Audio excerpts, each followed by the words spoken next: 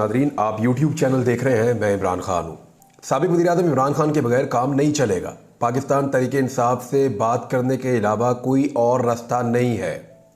Pakistan peoples party ने और मुस्लिम league नून ने एक मरतबा फिर पाकिस्तान तहरीक इंसाफ को दावत दी है कि वो आएँ और मुज़ाकरात करें और मुल्की मसाइल के हल के लिए आगे बढ़ें। अब मामला ये है कि इमरान खान के बगैर गुजारा क्यों नहीं हो रहा।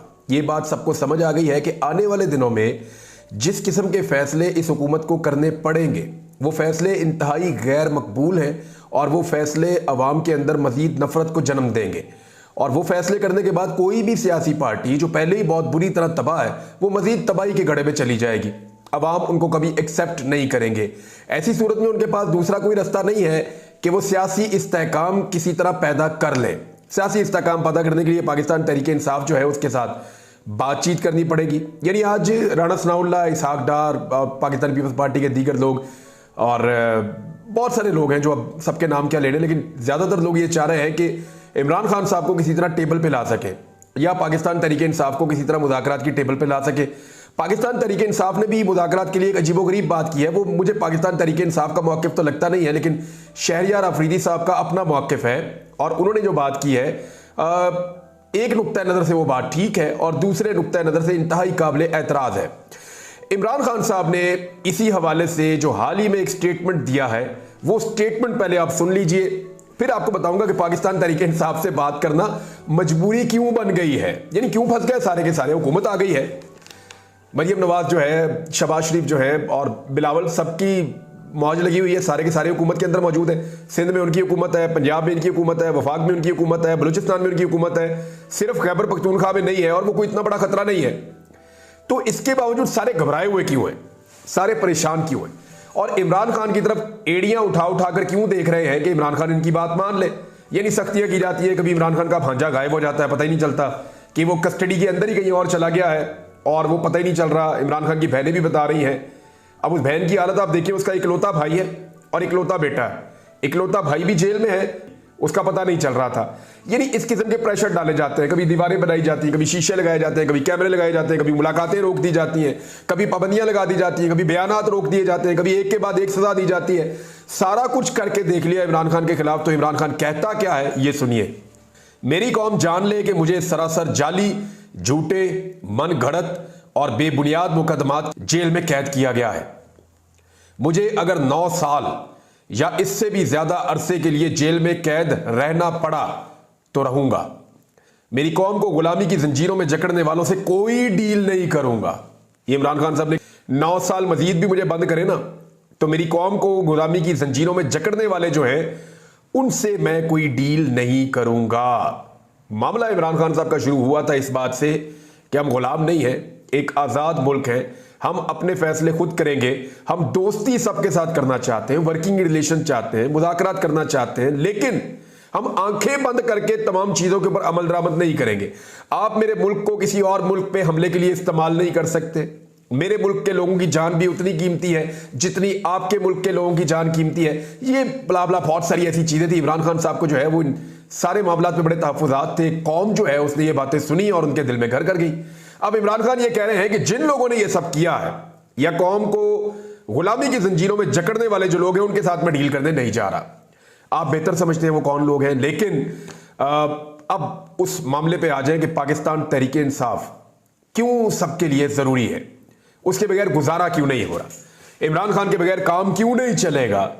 इसकी जो सबसे बड़ी वजह है वो ये है कि अभी कुछ फैसले ऐसे होने हैं जिन्होंने मौजूदा हुकूमत की मकबूलियत के ऊपर हथौड़ा चला देना है। महंगाई का एक बहुत बड़ा बोझ है जो अवाम के ऊपर मुंतकिल हो चुका है ऑलरेडी पिछले 2 सालों में और मजीद मुंतकिल होने जा रहा है। तेल की कीमतें, बिजली की कीमतें और गैस की कीमतें किसी सूरत कम नहीं हो सकती, बल्कि ये बढ़ती जाएंगी। IMF का जो नया मुआहदा है वो नए टैक्सेस का नफाज चाहता है और हुकूमत ये कह चुकी है कि अवाम के ऊपर टैक्सेस लगेंगे, खवास के ऊपर नहीं। ताकतवर बड़े लोग, अमीर लोग, उनके ऊपर नहीं, अवाम के ऊपर टैक्सेस लगेंगे, अवाम के ऊपर मजीद बोझ पड़ेगा। तरक्याती कामों में कटौती होगी जब आपके पास पैसे ही नहीं है। आप अपनी तनख्वाहें देने के लिए पैसे उधार ले रहे हैं। आप जो टैक्स इकट्ठा करते हैं वो इस काबिल नहीं है कि आप अपना कर्जा उतार पाए, अपनी तनख्वाहें दे सके, बल्कि जो आपने कर्जा लिया हुआ है उसका जो सूद अदा करना होता है, यह पहली मर्तबा ऐसा हो रहा है पाकिस्तान की तारीख में कि सूद अदा करने के लिए भी कर्जा लेना पड़ रहा है। इससे पहले यह नहीं हुआ था। हालात बहुत पतले हो गए। ऐसी सूरत में तरक्कियाती मंसूबे नए कैसे आ सकते हैं? देखिए, अवाम का दिल बहलाने के लिए फिर आपको रंग बिरंगे यूनिफॉर्म ही पहनने पड़ेंगे ना। कभी आप पुलिस का पहन लें, कभी एलीट का पहन लें, कभी डॉक्टर बन जाए, कभी इंजीनियर बन जाए, कभी वकील बन जाए। आप ऐसे उल्टे सीधे काम ही कर सकते हैं। जब आपके पास पब्लिक को देने के लिए प्रैक्टिकली कुछ नहीं है, तो फिर आप वाईफाई दे सकते हैं। यदि वाईफाई एक ऐसी चीज है, बहुत महंगा तो नहीं है, 5,000 में वाईफाई आता है, तो अगर हुकूमत जो है वो पूरे शहर में भी वाईफाई देना चाहे, दुनिया भर में वाईफाई बहुत सारे मुल्कों में फ्री हो गए हैं, और पाकिस्तान में अभी भी एक आधे शहर में ये क्लेम किया जा रहा है कि चंद जगहों पे दिया जा रहा है, और उसकी भी क्वालिटी जाके आप देख लीजिएगा। मामला ये है कि भाई छोटी छोटी चीजें करनी पड़ती है, बहुत छोटी छोटी चीजें। सस्ती शोहरत के अजीबोगरीब तरीके अडॉप्ट करने पड़ते हैं, शोबदाबाजियां करनी पड़ती हैं जब आपके पास पैसा ही नहीं है और आप अवामी फलाह के ऊपर पैसा खर्च ही नहीं कर सकते, तो तरक्याती कामों में कटौती होगी। आलमी सतह पर कंप्रोमाइजेस एक बड़ा अहम इशू है, क्योंकि पाकिस्तान में हुकूमत की तब्दीली के बाद शहबाज शरीफ ने कहा था कि क्या जरूरत थी अमेरिका को एब्सोल्युटली नॉट कहने की। इमरान खान ने किस मामले पर एब्सोल्युटली नॉट कहा था, यह मैं आपको याद दिलाऊं। सवाल किया गया था कि क्या आप अमेरिका को अड्डे देंगे, फैसिलिटेट करेंगे, तो इमरान खान ने कहा एब्सोल्युटली नॉट। तो शहबाज शरीफ ने कहा कि क्या जरूरत थी एब्सोल्युटली नॉट कहने की। यानी शहबाज शरीफ साहब ने अपने इस जुमले में अपनी नीम रजामंदी जाहिर कर दी थी। अब पाकिस्तान तहरीक इंसाफ ने एक नया मुतालबा किया है। कुछ खबरें आने के बाद पाकिस्तान तहरीक इंसाफ ने जो मुतालबा किया वो मैं आपको बता देता हूं। पाकिस्तान तहरीक इंसाफ ने कठपुतली जाली वजीर आजम से फौरी तौर पर मामले की हकीकत कौम के सामने रखने का मुतालबा कर दिया। मामला क्या है कि पाकिस्तान की जानिब से अमेरिका को 2 अड्डों की फराहमी की मुबैना इतलाआत। तहरीक इंसाफ के तर्जुमान ने कहा कि कौम को एतमाद में लिए बगैर अमेरिका को हवाई अड्डों की फराहमी की मुबैना इतलाआत नहायत तशवीशनाक, कौमी मफादात से मुतसादिम और हुकूमत से फौरी जवाब तलबी की मुतकाजी हैं। यानी हुकूमत फौरन जवाब दे इसके ऊपर। रजीम चेंज साजिश और बानी चेयरमैन तहरीक इंसाफ इमरान खान को सियासत से माइनस करने के मजमूम मनसूबों के मुहर्रिकात कौम पर नुमायां हो रहे हैं। यानी वो बता रहे हैं कि ये वजूहात हैं जिसकी बिना पर इमरान खान को भी फारिग किया गया और हुकूमत भी फारिग की गई। अवामी मैंडेट पर खुले डाके के नतीजे में कायम करदा सरकार खारजा अमूर और कौमी सलामती से जुड़े हसास मामलात में कौमी उमंगों से मुतसादिम रविश की जानिब बढ़ रही है। यानी कौम कुछ और चाहती है, हुकूमत कुछ और चाहती है। भारत, इसराइल और अमेरिका के हवाले से गासिब हुकूमत की पॉलिसी नहायत गैर शफाफ, शकूक व शुबहात से भरपूर और कौमी मफादात की शर्मनाक सौदेबाजी पर मबनी है। यानी भारत नवाज, इसराइल नवाज या अमेरिका नवाज पॉलिसियां मौजूदा हुकूमत की, ये इल्ज़ाम लगाया पाकिस्तान तहरीक इंसाफ ने। इसराइल खुफिया वफूद भिजवाने और मजलूम फलस्तीनियों की मुजरिमाना नस्लकुशी पर खुद पर खामोशी तारी करने वाली मुजरिम सरकार कश्मीरियों से बेवफाई करके भारत से तिजारत खोलने के लिए भी बेचैन और बेकरार है।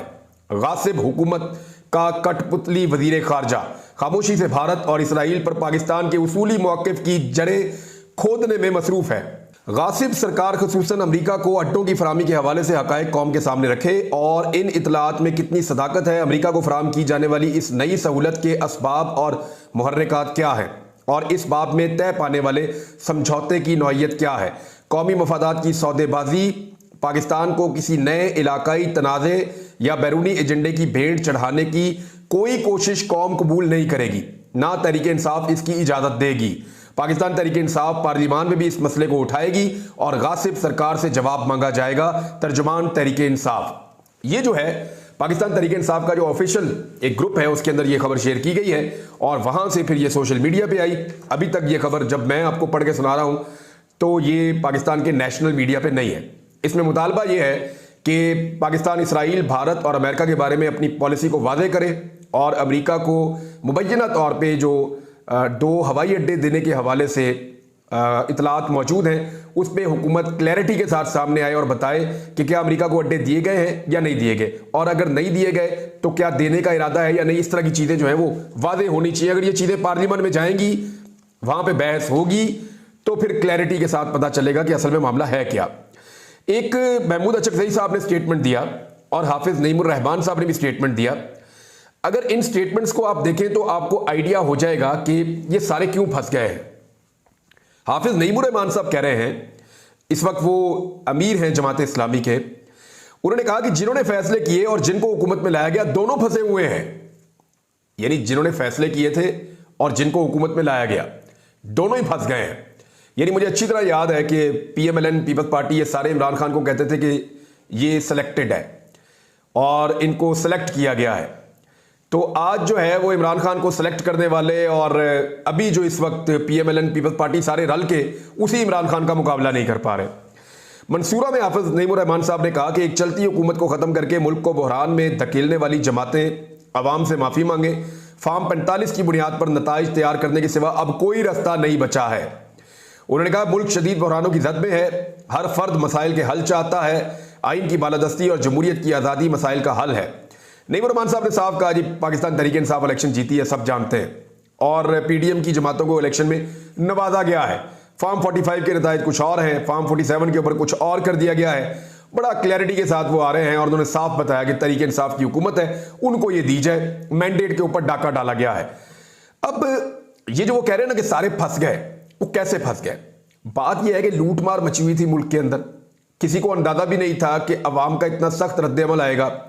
अवाम की शमूलियत के बगैर या प्रैक्टिकली अवाम का जो एतमाद है उसको हासिल किए बगैर कोई भी मुल्क आगे नहीं बढ़ सकता। अवाम इस तरफ चल रही है, हुकूमत इस तरफ चल रही है, मुल्क कभी आगे नहीं बढ़ेगा। एक डायरेक्शन में चलना पड़ेगा और एक डायरेक्शन में तब चलता है जब अवाम वोट देकर अपने मुंतखब नुमाइंदों को लेकर आए और वो फिर एक सिमत के अंदर चले। प्रॉब्लम वहां शुरू हुआ जब एक ऐसी हुकूमत बना दी गई जिसे अवाम ने मुस्तरद किया था इलेक्शन वाले दिन। अच्छा, इन मुज़ाकरात के हवाले से होने तो ये पॉलिटिकल पार्टीज के दरमियान चाहिए कि पॉलिटिकल पार्टीज बैठें और बैठकर मुज़ाकरात करें, लेकिन उसके लिए जरूरी है कि जिन पॉलिटिकल पार्टीज ने डकैती मारी हुई है वो डकैती का माल वापस करें। यानी जिन्होंने लूट मार करके फार्म 47 के ऊपर जबरदस्ती अपने एमएनएज और एमपीएस बनवा के अपनी हुकूमतें बना ली है, वो बैठें, टेबल के ऊपर आए, सारे के सारे बैठें और वो ये कहें कि जनाब पाकिस्तान में एक मरतबा फिर हम इंतखाबात करवा देते हैं और फ्री एंड फेयर इंतखाबात करवा देते हैं। आइए रूल ऑफ गेम्स तय कर लेते हैं और हम ये जो जाली मैंडेट है इसको छोड़ देते हैं। पाकिस्तान एक दफा फिर बैठे, चीजें तय कर ली जाएं, फिर इंतखाबात हो जाएं, पब्लिक जिसको हुकूमत दे वो हुकूमत चला ले। एक तो ये रास्ता है। दूसरा ये है कि फार्म 45 के मुताबिक फैसला कर दिया जाए और फार्म 45 के मुताबिक जो एमएनएज एमपीज जीते हैं उनको उनकी नशिस्तें दे दी जाए, उसके नतीजे में जो हुकूमत बने वो पाकिस्तान को चलाए। तो ये दो आसान रास्ते हैं और इसमें मुज़ाकरात हो सकते हैं, सबको मिलकर बैठना चाहिए। लेकिन शहरियार अफरीदी साहब कोई और बात कर रहे हैं। शहरियार अफरीदी साहब कह रहे हैं सिर्फ आर्मी चीफ और डीजी आईएसआई से मुज़ाकरात चाहते हैं, ये बहुत जल्द होंगे मुज़ाकरात पे उन्होंने दावा किया। देखिए, उनका ये कहना है कि ये खुद मुख्तार ही नहीं है जो हुकूमत है, ये रिमोट कंट्रोल से कंट्रोल हो रहे हैं। फार्म 47 के जरिए ये ऐवान में आ गए हैं, अवाम ने इन्हें मुस्तरद कर दिया है। ये मुस्तरद शुदा लोग हैं, ये हमसे क्या मुज़ाकरात करेंगे? उन्होंने कहा कि इमरान खान और पाकिस्तान लाज़िम मलज़ूम है, बदतरीन धांधली के बावजूद ये बुरी तरह नाकाम हुए हैं। इनमें इखलाकी जुर्रत है तो खुद कहें कि हमने अवाम से वोट मांगा, अवाम ने हमको नहीं दिया। हम मुज़ाकरात करेंगे आर्मी चीफ और डीजी आईएसआई के साथ। इन लोगों को एस्टेब्लिशमेंट ने सपोर्ट किया है। मेरा लीडर कोई एनआरओ नहीं चाहता, पाकिस्तान के बेहतर मुस्तकबिल के लिए मुज़ाकरात चाहते हैं। मेरा लीडर की पहले दिन से ख्वाहिश थी कि एंगेज करें। मेरा लीडर एंगेज करना चाहता है लेकिन कोई रिस्पांस नहीं आता। रिस्पांस आता है तो सबको पता चलता ये मुल्क, फौज और इदारे मेरे हैं, फौज से मुज़ाकरात होंगे और बहुत जल्द होंगे। ये शहरियार अफरीदी कह रहे हैं, लेकिन देखिए उसूलन तो इदारों का पॉलिटिक्स में काम नहीं है, उसूलन तो नहीं है। ये सारे मामला सियासतदानों को खुद उठाने चाहिए, सियासतदानों को खुद बैठकर मुज़ाकरात करने चाहिए और किसी नतीजे पर पहुंचना चाहिए। और जिन इदारों का वो नाम ले रहे हैं उन इदारों को सियासत से आहिस्ता आहिस्ता बाहर करना चाहिए। हाँ, अगर वो एक सपोर्ट ढूंढ रहे हैं कि हमें सबको बिठाए कौन और कैसे, तो अब तक जो हुआ है उसके अंदर तो दिखाई नहीं दे रहा। ऐसा लगता है ये मामला अभी ऐसे ही चलेंगे। शुएब शाहीन साहब ये कह रहे हैं कि एस्टेब्लिशमेंट के पास आज भी वक्त है, होश के नाखून ले, हमारे पक्के के डाकू फार्म 47 की पैदावार हैं। ये शुएब शाहीन साहब कह रहे हैं। नजम सेठी साहब ने जनरल बाजवा साहब के बारे में एक स्टेटमेंट दिया है और बाजवा साहब बड़े परेशान हैं, ये नजम सेठी का कहना है। वो ये कह रहे हैं साबिक आर्मी चीफ जनरल कमर जवेद बाजवा साहब के बारे में कि बाजवा साहब बड़े परेशान हैं, जहां जाते हैं पाकिस्तानी बिलखसूस पाकिस्तान तहरीक इंसाफ इनके पीछे पड़ जाते हैं, गालम गलोच शुरू हो जाती है। जो इनके लिए शर्मिंदगी का बायस है, वो अपना नाम क्लियर करवाना चाहते हैं। ये जो शायद कुरान पाक जो उन्होंने उठाकर बात की सहाफ़ियों के साथ, शायद इस तनाज़ुर में वो ये बात कर रहे हैं कि वो अपना नाम क्लियर करवाना चाहते हैं। देखिए, जनरल बाजवा साहब के बारे में ज़्यादा वो लोग गवाहियाँ दे रहे हैं जो